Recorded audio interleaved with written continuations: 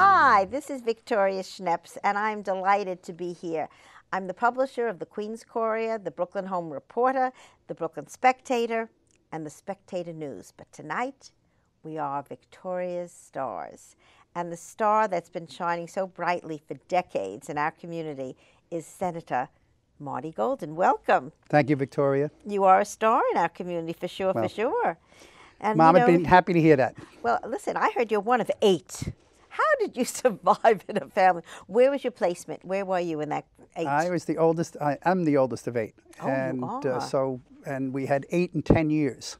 So Mom God and Dad bless. were quite busy. Wow. So you learned how to play well in the sandbox with others. And you were the first one at the dinner table. You were the best fed. And the first one up in the morning was the best dressed. So you knew how to do those things early on in life. I'm fascinated, you know, how, I mean, I had 4 children, so I get it a little, but I had a lot of help. But I don't know how people do that in terms of how, you know, as the oldest, and you were just 1 year apart, basically? My brother was 11 months. They would call them Irish twins. So the rest of them were about a year apart, and a couple of months. So did you kind of become, not I wouldn't say a substitute, but I mean, you know, the relationship of taking care of each one down the line, I mean, how did that work in the family? It worked very well. We grew up with a lot of kids on the block. We were superintendents of an apartment building at 6623 Ridge Boulevard. So you grew up in Bay Ridge? Yeah, grew up. Born and bred. Over on 87th Street in Fort Darien is where I was born. Went to St. Patrick's for 1 year and then moved to 6623 Ridge Boulevard, and we'd be supers of the building. My father would work a full-time job and be the superintendent. My mom would work a full-time job, and we would, as we got older, take care of the building for Mom and Dad. And we worked well together, my brothers and sisters, and we still do. We go over and see Mom on a regular basis. We have her, she's at 266 79th Street, where we finally moved in the 1970s, 1978, 1979, I guess the family moved into that location. A lot of bedrooms, or you shared, how many, I'm trying to picture what the bedrooms alone were like. 4 boys in one room, 4 girls in the other room. Oh, you had 4 and 4, how lucky is that? Yep, and Mom and Dad in the other. Oh, how neat. And then when we got it, obviously we went into a house at 266 79th Street, so most of them got, 2 in a room, 1 in a room, somewhere along those lines. It got much better. What did you get? Didn't you get to pick? You're the oldest. I got to pick. I did very well. Yeah, Yes. because that's, part of what happens. So I know you went into the force. Did you come right out of school into the force, or how did your life evolve? I mean, was it a calling? I mean, because to be an officer, to me, is a calling. It's so hard. It was, I was a stock boy in the A&P, and believe it or not, I worked right up until I was 23 years of age doing that as a part-time job, and I was in Young and River Camp for a short period of time. And then I got called for the police department, and I went over. And now, family in it? Because going into police is not easy. No. And sometimes it's traditional. I was the first one. And you were? Believe me, there was many that followed. My brother's was a court officer. My other brother was a court officer, became a police officer. His wife was a police officer. He was a lieutenant in charge of counterterrorism, my brother Patrick. And his wife was in applicant investigation. I got a nephew in the 7-0 as a sergeant. I got another nephew that's in intelligence. I got another niece that's in Truck 6 in Bay Ridge. She's in emergency service truck. And we have a host of other relatives that are throughout courts and police and fire. So what do you think brought you to that? I mean, you had choices. I mean, did you go to college that right out of, right into that? Went to college, didn't have a degree. Didn't get a degree till later on. But it was something that I liked, and they put me into neighborhoods that I believed in actually accomplishing, having a goal and a purpose and being able to complete something. And I've seen my work working with the police department in precincts like the 6771, East Flatbush, East New York. And those are tough neighborhoods, East New York. They were tough then. They're still tough today. East New York is still... Well, like I said, it's a big difference today. Hasn't gentrified yet. But you still, today it's just as dangerous as being a cop as it was then. But there were a lot more shootings back then, a lot more homicides. Today it's a whole different ballgame. We've had an interesting array of management here in the city over the past number of years between Rudy Giuliani, Michael Bloomberg, and presently Mayor de Blasio. So it should be very interesting as we move along here in the city of New York. And hopefully we maintain, and I'm pretty sure we will under Commissioner Bratton, a safe city, and I think that's what people really want, is to know that they got safe communities. And I believe that that will continue, and we will do that. Well, I know that, you know, I'm such an anti-gun person, and the mayor has come out where he wants to put, the former mayor, pardon me, put all his money, you know, let's not say all his money. Oh, it's not even a fraction. Let's keep it straight, guys, here, that it's a priority to really push home the need to control this gun situation. I mean, just this, I mean, every day we're hearing things. I mean, thank God the crime is nowhere where it was when you were a police officer. True. I'm sure it was a huge difference to what True. it is today. So what do you make of this gun control push? I mean, we in New York, I think, are probably in the forefront. But how do you see this playing out around the country? I mean, his money is to buy the influence, I think, that the gun lobby has. So if it's not, what are you seeing happening, and how can we here in New York help in that? Because I assume you are against gun violence and guns. Well, you got to be very careful. The guns are something that have been part of our fabric for many, many years. So you got to be very, very careful. Did you see Judge Stevens, the former Supreme Court judge, just came out with a book saying that the Constitution should be changed with the right to bear arms being deleted? Well, if you can change the Constitution at will like that, we can change the Constitution throughout. So I don't believe we should be changing the Constitution. I do believe, however, that the laws that we passed here under Governor Cuomo have brought down, I believe, and will continue to bring down shootings across the city and state of New York. Can you be specific? What is the, you know, what bill particularly has made a difference? Well, the bill that made a difference was the one I did some years ago, and that was making it a B felony if, in fact, a violent felony, if, in fact, you had possession of a gun here in the city of New York, which meant that you used to get a slap on the hand, you get 30 days in jail, maybe 6 months in jail. This guaranteed there's 3 years in jail. So you would not get walking away without spending 3 years in jail, and they would cop down to probably 2 years. 2 years was the bottom line you would get for possession of a loaded weapon in the city and state of New York. So that immediately brought down, some years ago, about 4 years ago, brought down the Well, shootings. does stop and frisk come into that? Because if you're able to stop and frisk somebody, you find out if they have a gun on them, and then you're able to put that. Well, stop and frisk, I believe, is a bit of contention on the number of stop and frisks that were done over the past number of years. But as a police officer in 1970s and 1980s, I did stop and frisk, and I filled out a form. It was called a 250, UF 250, and it allowed me to be able to build the probable cause or give me the right to make that arrest, like you've just pointed out. How do you find out they have a gun? But you have to have a reason to stop somebody, and I believe that even in the reduction in the stop and frisk, we still see guns being taken off the street. Illegal guns is probably 1 million guns on the streets of the city of New York. I mean, you're saying 1 million as a real million, not just that's not euphemism. Those are real numbers. And if you take a look at the number of permits in the city of New York, about 38,000 out of 8.5 million people. Wow. So when you think about that, that's pretty staggering. So that's why not do you including the think- police officers and the court officers and the others that have the right to carry. Yes. So why do you think, and what can we do about, do you think it helps to have the guns registered, to increase the registration of guns? I think the registration for guns is, if done appropriately, like it is in the city of New York, works. And I believe those that carry and have a reason for a permit, a carry permit, should be allowed to carry. And in most cases, and the majority of the cases, 99%, you never see a problem. 1%, you may see a problem. A gun gets stolen in a burglary or something along those lines, but that happens to cops as well as to a civilian. So that's the only downside.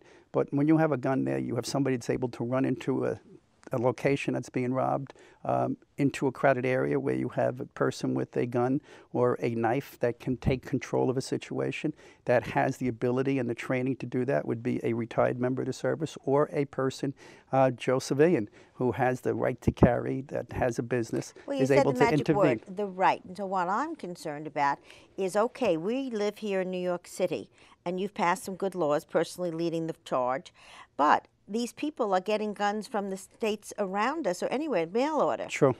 Well, so is that how we have to attack this? I mean, how do we get control outside of our city? Well, they're not coming. They're not coming in through mail order, but they are coming up the I-95 from Virginia and from other states that have lenient gun sales, that they can go in off the street with a license and buy a gun right there, and you can leave that state with that possession of that gun. You need periods of waiting periods, 24 hours, 72-hour wait periods, so you can find out if, in fact, the person that you're getting that license from is, in fact, who he says he is, right, and doesn't have a criminal record and has the right to carry a gun. How about a mental problem? And a mental problem. It's the biggest problem. It's not we can pass all the laws in the world, but if we have a person that has a mental condition and that person gets a hold of a gun, it's unfortunately, you've seen them up and down the country. Give me an example. Is a gang law. What you do is you take the gang law and you increase the penalties for possession of a gun. You jump to a B felony. Legislation? I have it. You got it. All right. I passed it 2 years in a row. Oh. And we're going to go again this year. And we're going to go let's after. watch We need the that assembly to get it done. In our newspapers, and we will. We go after those that would initiate people into gangs, kids into gangs. We go after them as well, and we take them. It's copied right out of the. Sounds like a no-brainer. Why has this been having any trouble getting through the Senate and Assembly? It gets through the Senate every year. The Assembly has its difficulty, and hopefully this year the governor will take some leadership here, along with this mayor and the police commissioner, and we will be able to get that passed. Well, we're going to go after that in our newspapers. And, you said the magic word that, this whole business of the Assembly, the Senate. Now, I'm involved in following government, but I'm still like, what is going on up there in Albany with all these different fractions? Explain it to me so I can understand this. It works, believe it or not. Contingent that came out, and the group that's in, and the group that's. I don't know. I think there's a poll out today that Siena poll that says the 16% of people would want to see the Republicans control the Senate, 22% would want to see the Democrats in charge of the Senate, and then there's a poll that says 58% want to see the configuration that presently exists with the Democrats and the Republicans working together with the independent Democrats in leadership running the state Senate. Well, would you please explain that to me? I'm sorry, I don't understand what that means. Well, there are 5 Democrats that created their own independent Democratic conference. 5. And out of those 5, they work with us, the 30 Republicans. And that gives us the majority that we need to be able to balance the legislation and the budget process going forward in the state Senate. And then there's 26 Democrats. And so these are Democrats that became themselves independent, broke away from the Democrats. They're still Democrats. They're still Democrats. Independent of the Democratic caucus. They're their own caucus, and they side with the Republican conference. So we have the Independent Democrats and the Republican conference as a united force in many of the pieces of the legislation, working with Dean Skelos, our leader, and Klein is the leader of the Independent Democrats. And we work very well together in crafting the governor's proposals, moving them forward. And we did some great stuff here. We got that pre-K money for the mayor of the city of New York, $300 million. We had another $200 million. Why was there a discussion about this between the mayor and the governor? Would you also explain that to us? Well, it was the way I think unfortunately, communications sometimes breaks down. And the amount of money that was originally asked for was $540 million. There's only so much money out of the $137 billion budget that you can put towards education. It wound up at the end of the day that we put the most money we've ever put towards education. So was that $350 million? We got $300 million for the pre-K. $200 million went to a foundation fund, foundation dollars, which is money for after-school programs. They got another $400 million for operating. So he did considerably well, and we put $163 million towards early intervention. And there's going to be a $2 billion bond that's going to go out in November, and that $2 billion bond, we will get, the city of New York, we'll get somewhere around 40% of that, or $800 million. So if you look at capital things, yes, capital for actually it's going to be used for technology, for computers. Now, I know you're on that committee, or you lead that committee. I am, and I'm going to tell you it's very important. You're a techie? I want to hear the truth. Are you a techie? I'm a techie. Because the governor put forward a tax-free New York, and tax-free New York was really to help the counties outside the city of New York. But if you take a look at Brooklyn, Brooklyn is the fastest growing location in the country. If you take a look at Bush Terminal, you have 30 buildings down there. It's exciting Those every 30 day. buildings got 2,500 people. Those buildings, I believe, over the next 5 to 10 years will have 25,000 people working in them. You have the federal building that's there as well. That's got another 1,000,000 square feet, of which we're going to see some manufacturing there in women's clothing. And so you're going to see biotech and biomedical going into these individual locations. We have biotech that's from SUNY Downstate over at the Brooklyn Army Terminal.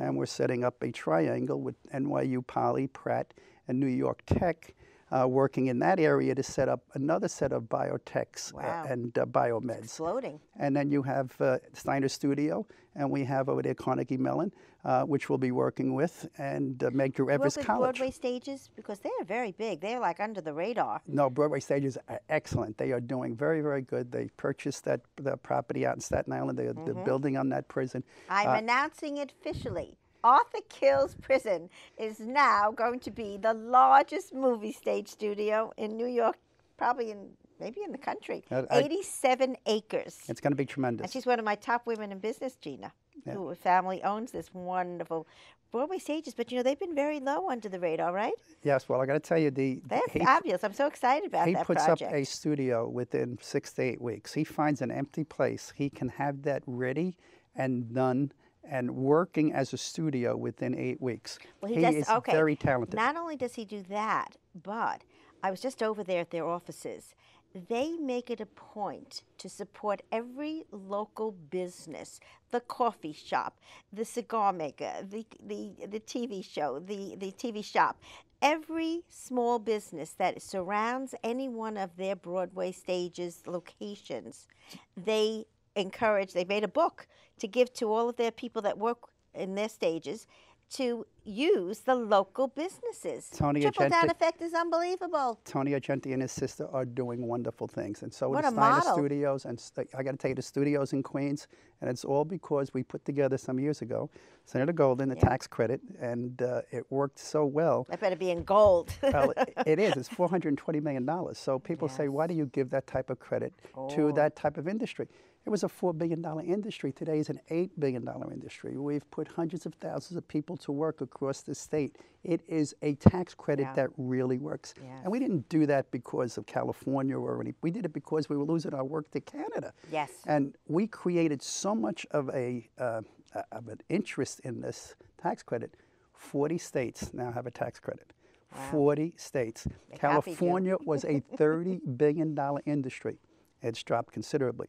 I'm not against California. I want everybody to do well. But I know my focus is New York City, New York State, and that credit is working really good. And the Broadway stages and Steiner and others are perfect examples of how many movies and how many series and how much TV and production work for movies is going on here, and commercial work is going on here in our city. And the ripple-down effect is enormous. I mean, we see that too. You know, Wyckoff Hospital sits on the border between Ridgewood and Bushwick.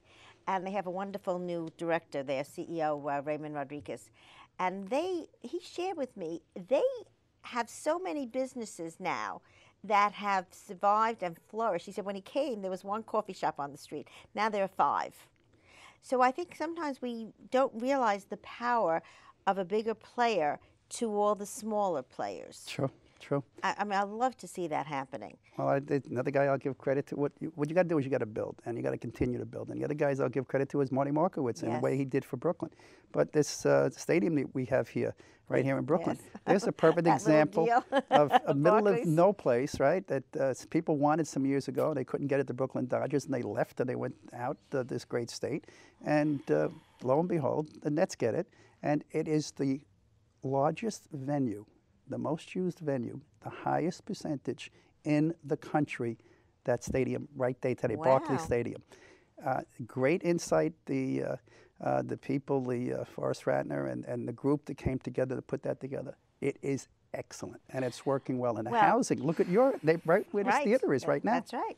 Well, you know, one of the things that I've learned over the years being in the news business is sometimes political people bend to noisemakers in the neighborhood.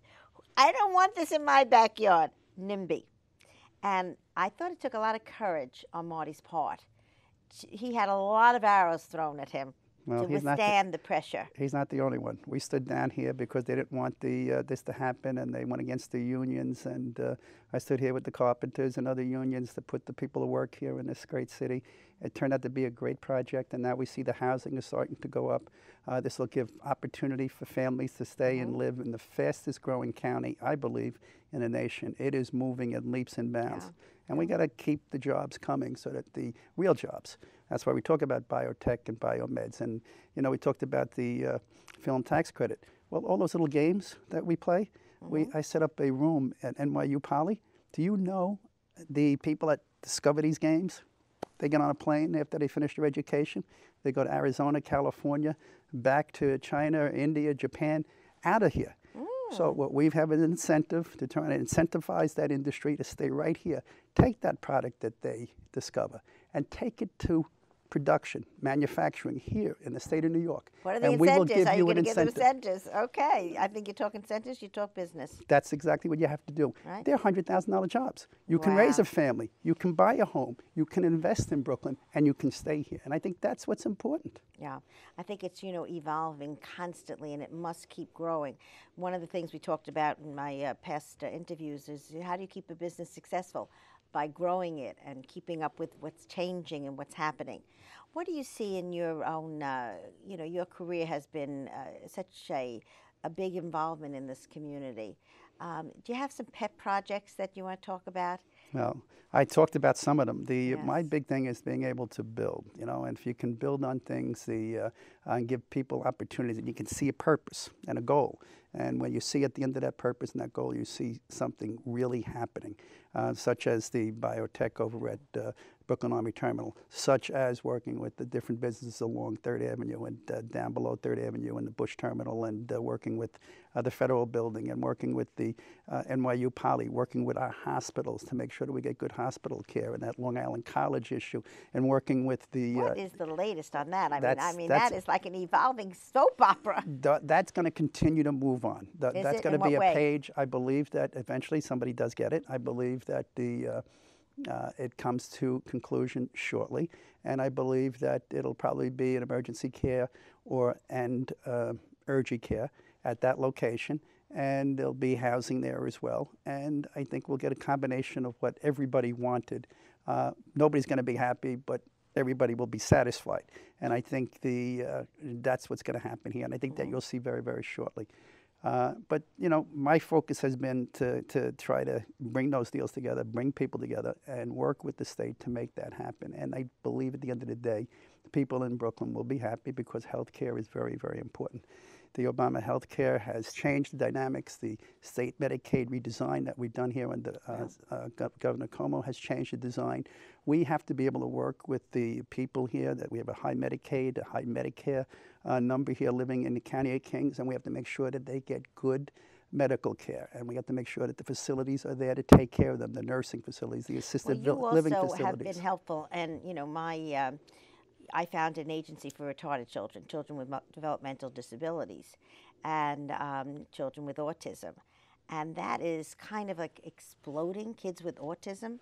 And I think that the sensitivity of being able to have services where parents don't have to constantly be begging for what's their right to have. We fought the governor on this last year. We got that money. He didn't take that $90 That's million, right. which would have been another it would have been $180 million would have come out of that industry. Taking the flesh from the bones, and it was at a bones Here's point. the bed. The number keeps moving. It used to be 140, one in 140, then it was 100 and one in 120, then one in 88, and the latest statistics, it's 1 in 66 It's that are scary. coming out with autism, and it's 1 in 29 boys. So when you think about this, we as a country have to wake up, and we have to be able to correct this imbalance and put more money into research. And we have to have the services there for the parents in our communities. So your company, LifeWorks, which I've met with them and talked with them, and HeartShare and Guild for Exceptional Children and Program Development Services. There were so many of them out there doing so much good work. We're going to continue to give them the resources they need to be able to take care of our families so our families can stay. And I'm going to continue to do that. That is something that is dear to my heart. And there's more and more people of need today than there were years ago. 1 in 66 No, with it's autism. a very It is shocking statistic. in only certain parts of the country. So Really? we should That I understand. wasn't aware of. We should understand Right. where these spikes are, why the spikes are in these different areas, and how we can work to control that. Well, one of the things that we see is that services are best when they're in a smaller setting. And what I fear terribly is the days of the Willowbrooks, when you had these large institutions, should never come back, because there's a big push for consolidation. And consolidation means bigger, and bigger with people with special needs is more impersonal. That's been proven already. We shouldn't have to go back to those days. And that's kind of like some of the thinking that's going on right now. It scares me. Well, we have a good friend, both of us, and it's a shame he's not in the Senate any longer, but Frank Padovan. Yes. It was the Padovan law that went out there and that made a difference in allowing for these residency programs to have that personal care, that small care. And we're going to continue to make sure that that happens. We're not going to go back. I need your eyes on that, Marty. You're up there. Hey, listen. You We have to one of our so much to do. advocates. Well, you happen to, your newspaper, it's one of the finest communities in this great city. Bay Ridge and Dyker and Bensonhurst are continuing to flourish and to grow. Marine Park, they are just great, great neighborhoods. And there's so much to do. We're surrounded by 25% parks. We have great educational system. We have great small businesses that need to be protected, too. This is correct. We got to get rid of regulation. Regulations are what hurts. And if you see what we did here with this budget, we cut back on the corporate tax on the manufacturers, and we cut back on the real estate tax on the manufacturers, and we did a whole lot for our seniors and being able to change opportunities in making senior citizen rent exemptions up to, $50,000 was $29,000 with your income, and the same thing with the EPIC, the insurance program, up to $100,000 for a couple, which is considerable. Well, small businesses still need the focus of people like yourself, who can find ways to be able to make it easier to be in business. I know that they've let up a little bit on this ABC rating and given people a chance to be able to correct whatever their problems are rather than being fined to death. It's like a new tax are the fines. They are. And I think that that's unfair. I never finished, when I got into politics, there was a little area that I was a police officer till 1983, and then I went into owning the Bay Ridge Manor and 76th Street with my brother. So you're a small business owner yourself. That's correct. I forgot that. And my brother took that over, and he runs a great, great catering business there. Yes, it is. And we have a little building next to it. And but I became the president of the Fifth Avenue Board of Trade, and that's how I got involved into these different groups. I need you to stay involved and stay tuned, because Victoria Stars is coming to an end, but we are delighted to have had our state senator, our beloved Marty Golden, as our guest tonight. And he's going to keep at it, because he's like me. He's going to keep going till he drops. I certainly am. And thank you, Victoria. Thank you for being with me. Thank you very much.